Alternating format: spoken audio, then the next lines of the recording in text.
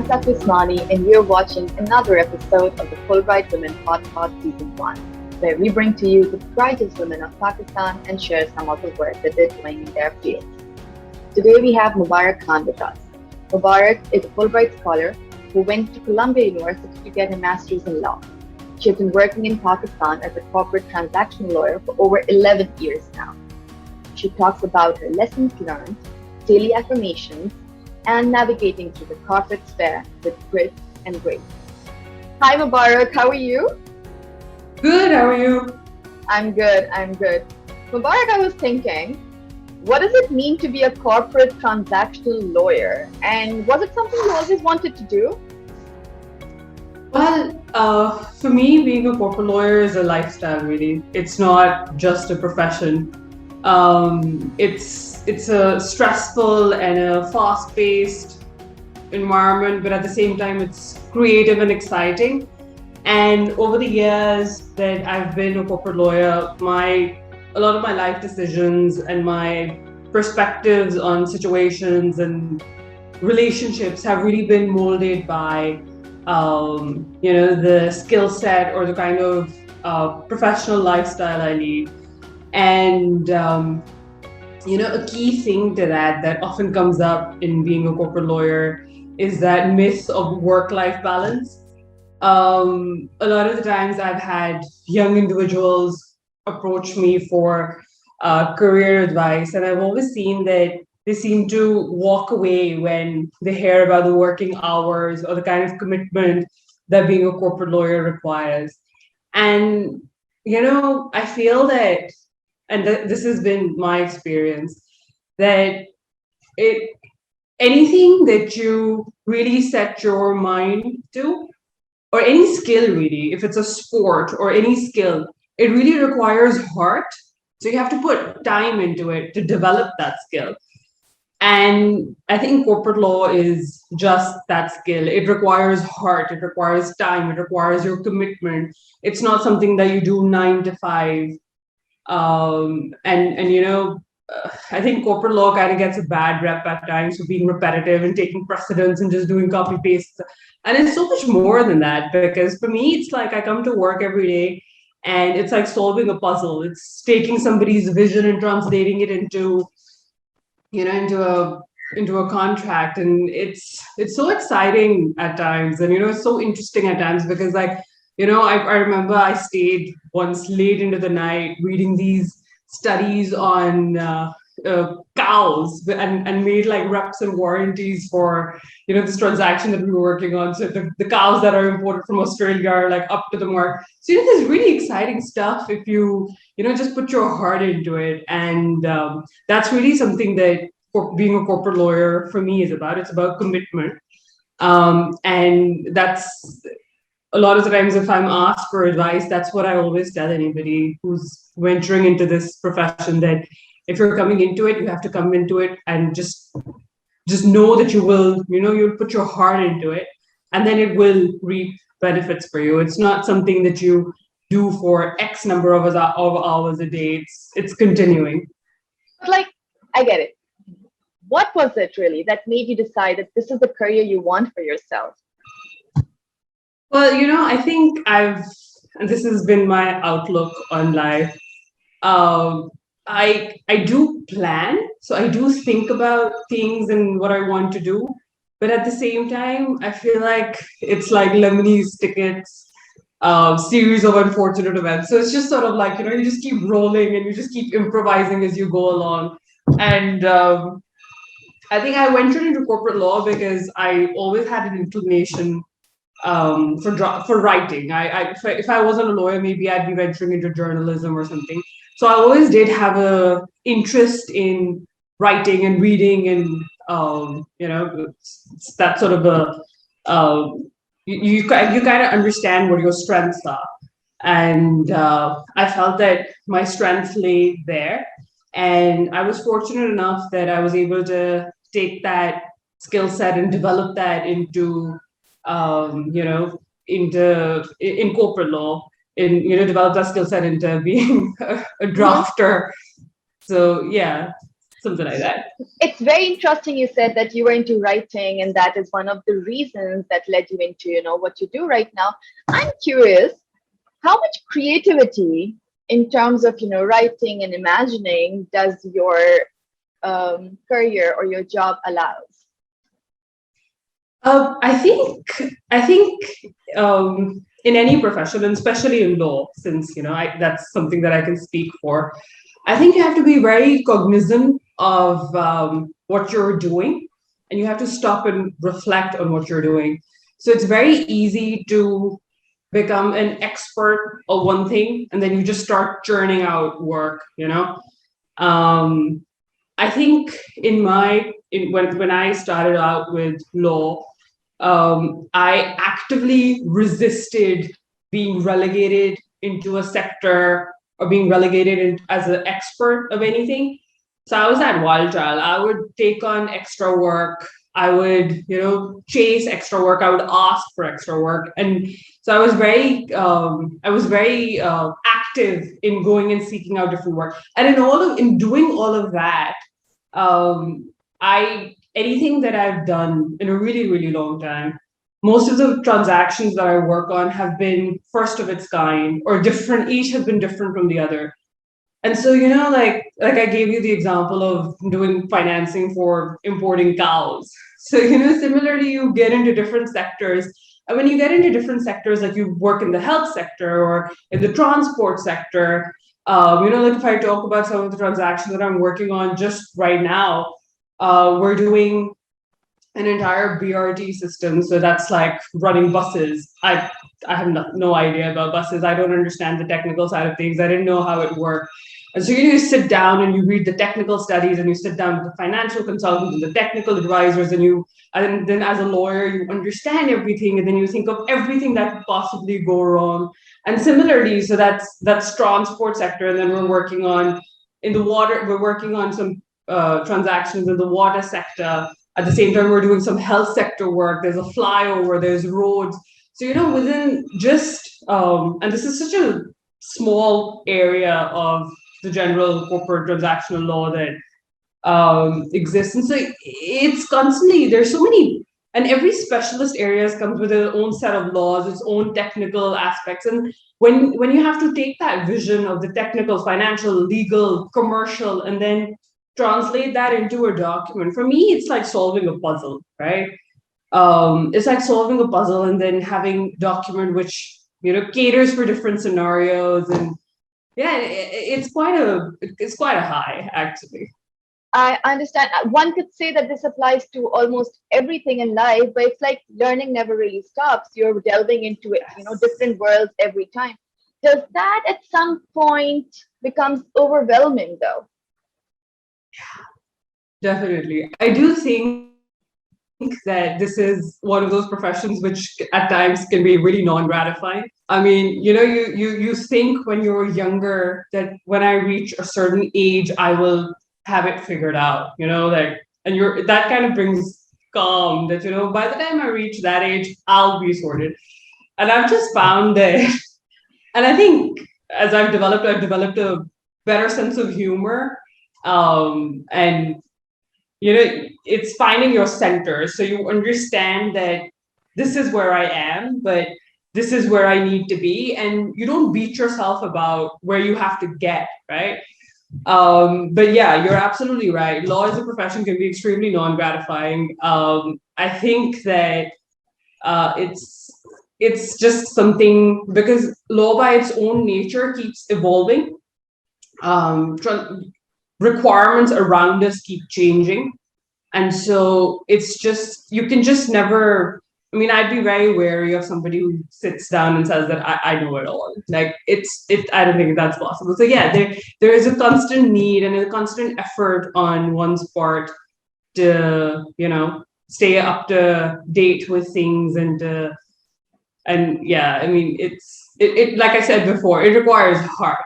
So, you have to put in the time, you have to develop that skill. It's not something, like it requires hard work. Like it's not something that you can just wing it. You can't just be comfortable with what you know already and believe that you can just carry that on forever. So Mubarak, I remember back in school, we used, how kids would go out for lunches and all. So we would go out, and I remember this friend of mine. She was absolutely enamored by, there was a group of lawyers that would come in the same cafe, and they would be in their blazer jackets and, nicely dressed, pretty much how you are right now. And they would be, my friends would be in awe, and they'd be like, oh, we want to be, lawyers when we grow up, because they're always looking so prim, and they're always looking so proper. So it must be like a very luxurious kind of a life. How far away was she from reality? Yeah. So like, there's the front, and there's the set, and then there's behind the scenes, right? So this profession does have a glamour element to it, in the way you dress, and in the circles that you move, how deals are done, because it is very it's a very social, I would say a very social, like a like a human interaction profession, because I feel in the service industry, it doesn't matter how much you know or how good you are, but presentation and how comfortable you can make the client feel is very important. And appearances, how you carry yourself, are very important. And so, yes, those aspects are there. But behind the scenes, I mean, like, a lot of the times like, people watch Suits and they're like, oh, is this your life? Oh, And yes. I'm just like, yeah, like I think I've come across a few Louis Lit in my life. Um, so, so, those are pretty accurate. But yeah, that element is there. I mean, we had a running joke with some of our advisors where I had a great, like I have a good team. I have a, like a team of lawyers that work with me. And that's something that we can talk about as well. But in that teamwork, there was like me and this other guy, and one of our advisors would, make fun of us that you guys are like, Jessica and Harvey Specter, because we were pretty much at the same level. So we were like, yeah, like on the face of it, sure, we dressed the part. So yeah, I mean all that's good fun. But you can't, I think that's something, that aspect of this profession is also something, one, it can't be the reason you become a lawyer. And secondly, you have to, I think, centering yourself and being very aware of how you're feeling, what you're doing is very important, because that aspect is not something that you can, just get away with. You're as good as the work you do. So it's very important to just stay centered. That's correct. And I kind of want to get into the same thing, but through a different lens now. If we put the backdrop of our culture and patriarchy and everything, there's certain days I just want to get up and I don't want to dress up and I just want to focus on my work, right? I probably don't want to wear makeup. But so then sometimes, like you said, there's performance element involved in it as well, right? Which works for you sometimes, and it can also go against for you sometimes. Can you talk about that from the lens of gender? The pressure of dressing well, looking a certain way, especially being a woman in the field. Yeah. I think that is, again, those are things that you have to be cognizant about. And you're absolutely right that wherever you go, you can't really shed the cultural affirmations or the cultural practices or beliefs that everybody brings into a room. And even if you're sitting in a really, really progressive environment and you're an equal partner, but those sitting in the room can't really, separate their cultural beliefs from their professional ones. So it does get intermeshed. I think my approach to always has been to stay centered. I don't really pander to scenarios or circumstances, but at the same time, I do think about it. So depending on where you're going, you do dress a certain way. Although, it's I think it's just really about how comfortable you are in your skin. So it's not like you have to have a dupatta and everything. A lot of the times when I'm going to government meetings, I make it a point to dress in a suit because I find that it intimidates people. Or you're like, in this cultural outset, they're almost they kind of step back and they're just like, okay, this because perceptions are things, so they kind of like put you differently. Otherwise, it's unfortunate, but a lot of the times you walk into a room and if you're like a woman and you're just assumed that this is a secretarial level person. And I've had circumstances where I've had where I'm the senior person in the room, but the client will turn to my male counterpart who's junior and address them and talk to them. And you have to stay firm, and you just have to, and I think that's where the grit part comes in. So all these things come at you, but you stay centered and you stay focused on what it is that you have to achieve, and you just keep doing your work. And I think that with that grit that comes in being resilient in the face of these adverse circumstances, and then when you control your reaction, so you handle yourself gracefully in these scenarios, then I have found that people do come around. They do recognize your talent. They do recognize your expertise. And of course, you can have weird people, but a lot of the times, and it has been my experience that you are given respect. Your work is acknowledged, and I think that's the only way to overcome that. That you stay committed to your goal of being effective in what you do, and you just let everything else fall into place. You've already mentioned grit, and I kind of wanted to talk about that a bit. Can you first talk about the differences in the kind of challenges you faced when you were new in the industry, as opposed to now that you've garnered some expertise, reputation, some experience?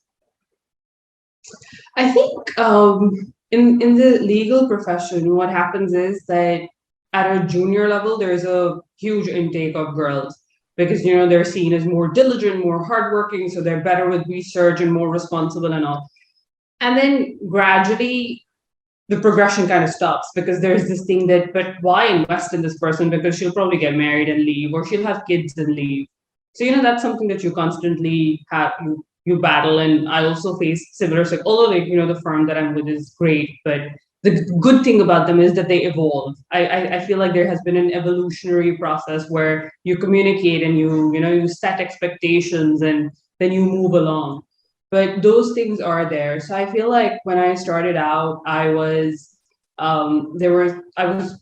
felt that I was maybe being relegated in certain areas. And that's where I mentioned that I was very cognizant and I would chase the kind of work that I wanted to do. So I was very active in not being relegated in a certain sector or in a certain kind of work. And I would vocalize my continued commitment to things and, reach out. And I think along the way, in this similar fashion, although I stayed with the same law firm for about 10, 11 years, but I still ventured out. So after X number of years, I went to pursue my master's, and then I came back, and then I worked for a bit, and then I went and I worked in the government. And so I think from where I started out, I was maybe not as confident, but as I grew, as the years progressed, I became very conscious of what was being said to me. And I think that's one of the things that I've developed along the way, which is to archive things. So I'm not easily swept away with what is being said to me. And I'm constantly sitting and reflecting and thinking about events and what is happening around me. And it's really about addressing any form of conflict or any form of confusion within yourself, and to just in that journey of being very, very comfortable in your skin, you equip yourself with tools to not fall into repeated patterns. And I think that habit of archiving and has been, it's almost like I never like being comfortable in my comfort zone. I need something. I need that constant feeling of development and that constant feeling of progress. So and I think that's something that I've become more attuned to as my career has progressed, and I think that again that kind of streams into with the grit and grace element, because as you're archiving and developing, you're looking for your triggers, and so you want to break out of your repeated patterns. So you sit and you think about events that trigger you, and say like in a meeting, if I'm getting flustered, I'll sit and think about it. But what happened there? That I became short tempered or flustered, and a lot of the times like it's like, okay, maybe something came up that I hadn't anticipated. So I make more of an effort to prepare better. Or like other times when you can't get somebody to agree with you on a viewpoint, and I mean, at least in my case, I would just like, just continue with that point. But now I've like, it's a constant effort to, no, stop. Maybe now is not the time, and maybe we pick it up later. So it's like a constant ongoing process for me from where I started out and where I am now, of like, falling flat on my face, but getting up, thinking about it, just dusting the dust off your shoulders, and just like, just show up every day, really. Yeah, sometimes we have to suck it up, and sometimes we have to just force through. I remember this one time you mentioned that over this period of time you have created 3 mantras for yourself. Do you want to talk about them? Yeah, definitely. I, I've they're like things that these are like a few mantras, like you mentioned, that I've developed. And I think during COVID, when I think all of us had to like really deal with our demons sitting by ourselves, I had like little notes for myself on my lamp as well.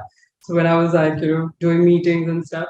I think the first one I talked about briefly, which was archiving things. Yeah, so just archiving, knowing your triggers, and really sitting and just resolving any conflict within yourself and moving on. And like I said, before I like jump into it, these mantras are really something that keep evolving. It's not you can't beat yourself about things. You fall, you get up and you just dust yourself, and that's the element of the grit and grace. The second mantra that I think about quite frequently is that of agency. And I feel that as women, we're constantly sort of made to feel that we're reliant on somebody or the other. Like we're always told that, okay, no, you step away and we'll manage this for you. So I think that in a lot of the circumstances, I have felt that you have to like equip yourself and remind yourself that in any scenario, you are in control and nothing is really done to you.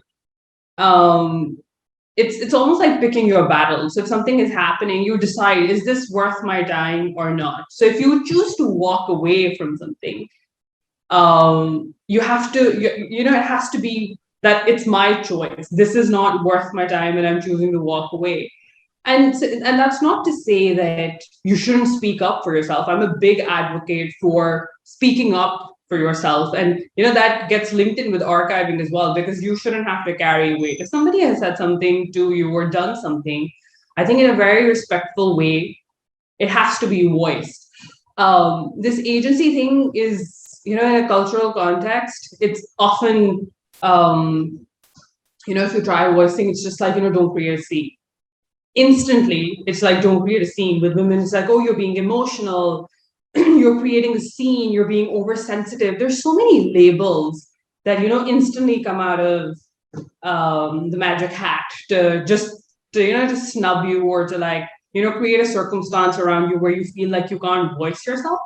And I think in all of that, you have to remind yourself that no, I do have agency. If I'm choosing to walk away from mediocrity, it's my choice. Because you also have to realize that a lot of the times the people that you interact with, and if they say or do something, you can tell them off, but it it's such a I mean, they're probably like 30, 40 years old, so it's an evolutionary process that they've developed into a certain person. You can't change them in one day or in one interaction, and it really isn't your burden to make everybody else a better person.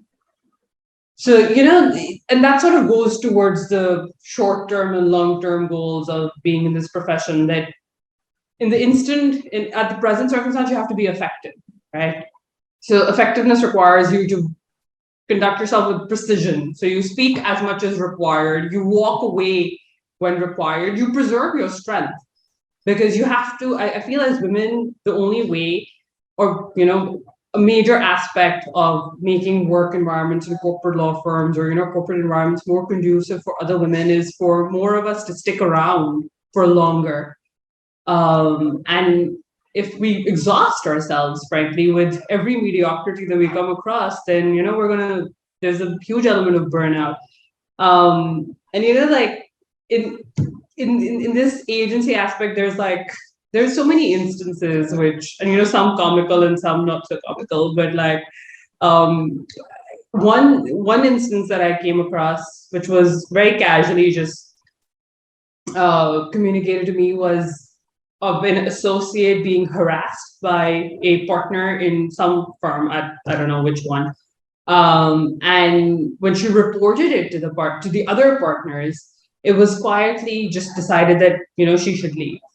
And when I heard this, I was so triggered, and it made me so upset, because in all scenarios, she was a junior associate. So if something like this was happening at a firm, she didn't have a future there. She wouldn't be able to flourish. So the outcome would have been one way or the other that she had to leave.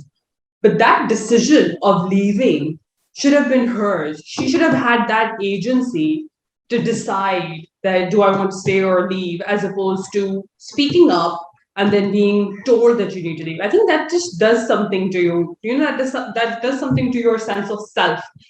And that's where it is so important to, pick your battles and walk away. And like on a humorous note, when I was in the government, somebody way across the hall, not even sitting next to me, but it was like an open floor space plan. And somebody way across the hall once called me on my intercom and was just like, I have to say something to you. And I was like, all right, sure, go ahead. And he was just like, can you please not blow your nose?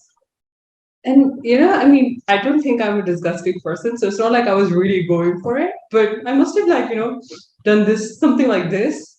I mean, I didn't have flu, I did nothing. And I was just like, I straight up gave it to him, and I was like, I will do as I please, and you don't have to direct me. So it's about like in this other time, and again, government story scenarios over there are very different. They really like, I mean, maybe it's also different backgrounds, but those areas, those offices are very, very challenging to work in.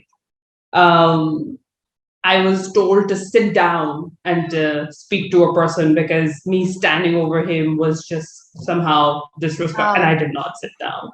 So you have to not be scared of a fight.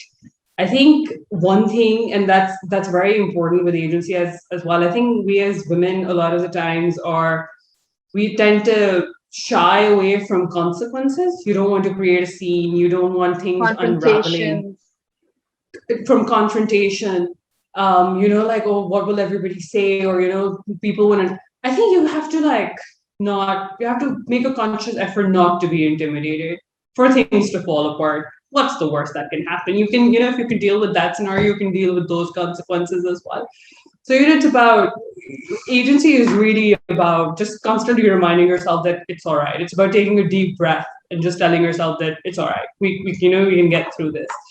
The third mantra, and again, this is something it's something that I've learned, because I do think that there have been parts of my life and in my career where I've sort of been like a lone ranger. I prefer working alone. I feel like, I'm more effective that way.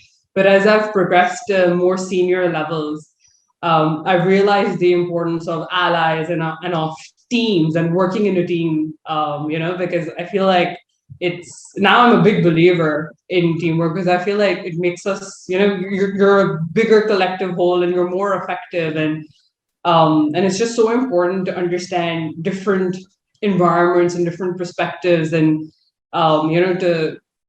in learning from those different perspectives, learning how to conduct yourself better in different scenarios.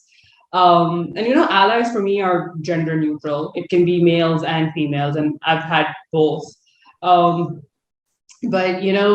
what I would talk about over here is about having male allies, because I found that they have been very instrumental in sort of helping me in a lot of ways.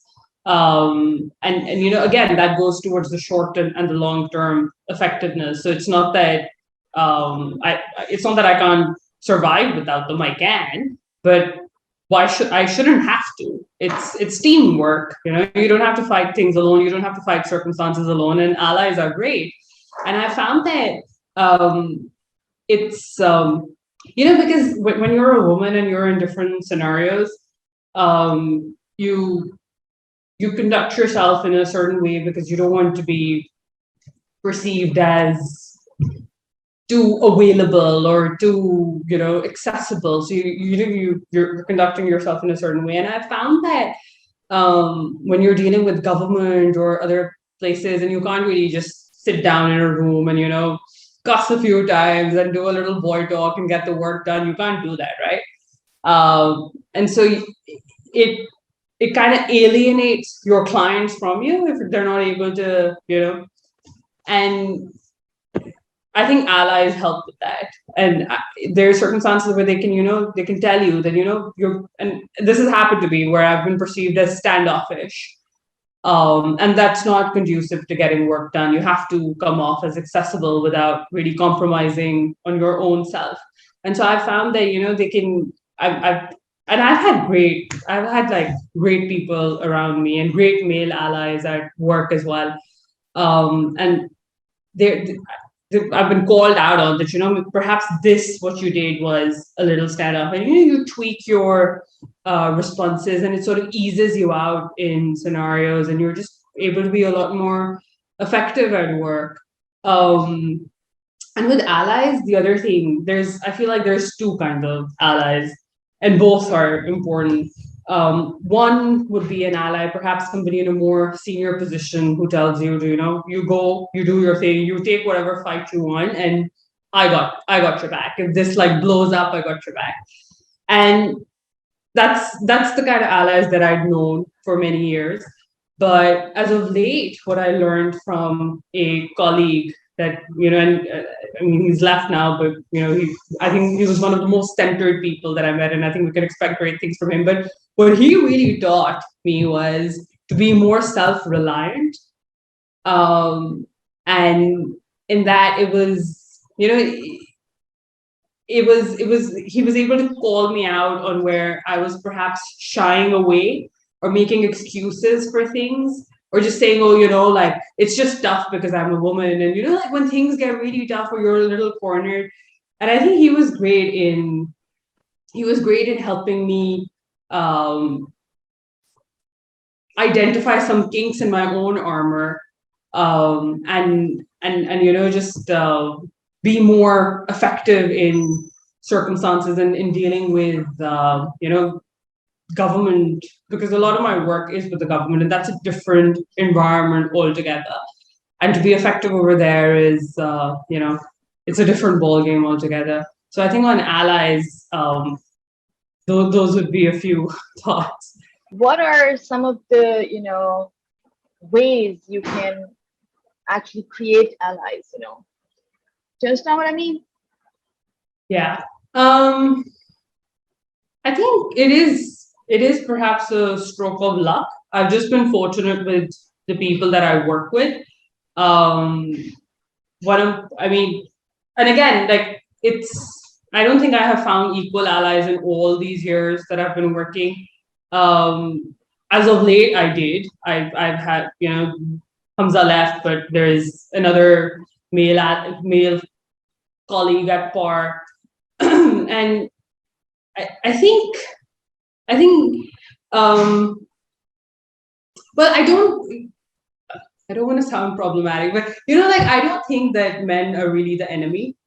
There's really problematic things that are happening around us. So I don't want to make excuses for anybody's behavior but I do think that if you look around, there are people and there are men who are willing to help and be allies. And the good thing with these people that I've met and who I have counted as allies they have had one key feature or one characteristic, and perhaps that's what we should look in when we're looking for a male ally, and that is their willingness to learn and to understand. And I think that was very key with these guys, that if I if there was, because they're also culturally attuned in a certain way, right?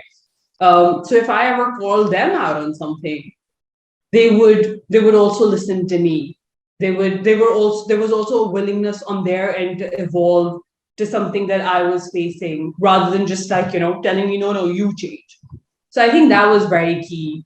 And so in that way we were able to play to each other's strengths, and I think that's where the teamwork element comes in, because a lot of the times I would recognize dealing with a counterpart that this person just needs to be mansplained. So I would not hesitate on getting somebody else on board and be like, okay, you know what, I'm not dealing with this person, can you just explain this to him? So there's different scenarios to be effective, and yeah, I think just as human beings we can learn so much from those around us. And in this profession, which is so focused on human interaction, there's so many times when something happens, and I think just a few weeks ago there was a call that kind of went south, and I think I sat down by myself and I thought about it, that what in all of this happened, where was it that things just went south? And it is so easy to just blame yourself, and maybe that's instinctive, but I think with with these mantras, right? Like telling yourself that no, I'm in control of the situation, telling yourself that, sitting and archiving about and figuring out what your trigger is, so you're able to identify that, okay, perhaps this is on me, but maybe XYZ or just circumstances, or this is with this person. And then allies bring a fresh perspective or a neutral perspective on these scenarios and help you identify and archive. So I think altogether, for me, these few affirmations that I rely on, and they help you get through the day. They help you get through the day. No, I understand where you're coming from, and I kind of agree. The blame cannot be put on a gender, right? Because that is just generalizing the issue and the cause of the issue, perhaps, right? The blame goes on the system, and how we all fall prey to the system. And I guess the solution is to be always be cognizant and aware of the inequalities around us, as men and as women, right? And to speak up when you see something that's going wrong, and just not be blinded by our privileges. I think that's really important. On that note, I also, one thing stuck out when you said things sometimes go south, right? No matter how many mantras we have, no matter how much expertise and experience we carry, life happens and things can go south.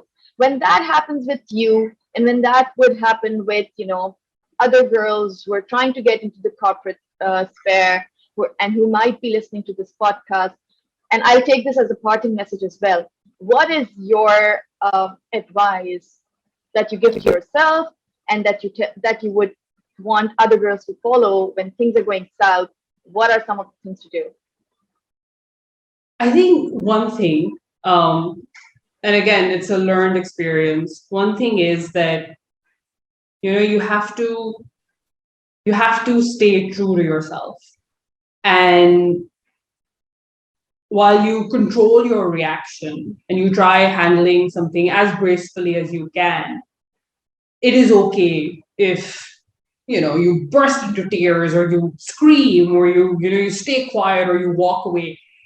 The thing is that regardless of whatever you do, the only thing that is important is to just show up the next day. It is just about being consistent. That's it. I think that would be my parting advice, that in life, in a profession, I think it's my belief that I feel that people who do well, or I mean, each to their own, but a more fulfilled life can come from just being consistent, just being resilient. You can't be swept away by everything. And again, everybody's different. Everybody has different levels. So each person has every right to decide for themselves what their thresholds are. But I think if for my advice would be to just, it doesn't matter what happened yesterday, just show up tomorrow. If you just show up tomorrow and the day after and the day after day after, things have a way of falling eventually into place. going in your favor. Yes. I'm smiling because it kind of, the same thing goes for us as well, because we have been trying to have this podcast recorded for multiple times now, and we didn't give up. So, and I'm just glad we didn't give up, because it was a lot of fun talking to you. And I hope we stay in touch, and I hope we can do another session very soon. Thank you so much, Mubarik. Definitely. It was lovely speaking to you. Lovely speaking to you. Bye-bye. All right. Bye.